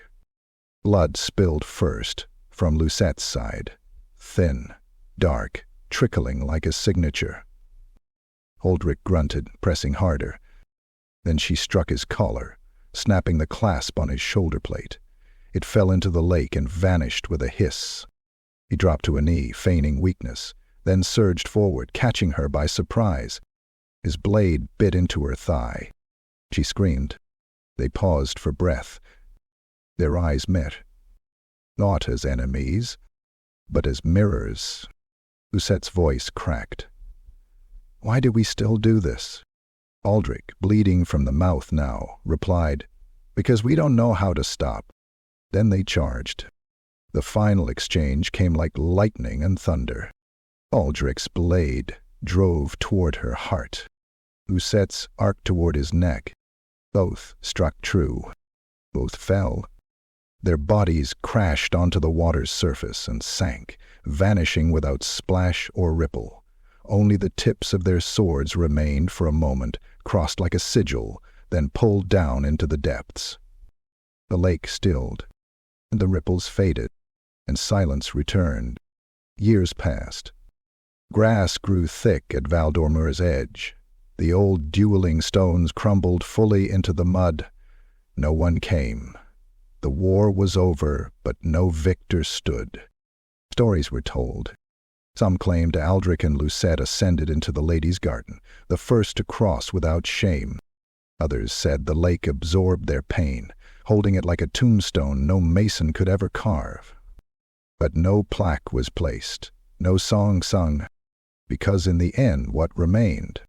1,000 years of pride, 1,000 years of vengeance, 1,000 years of blood spilled over in salt, honor, and forgotten names.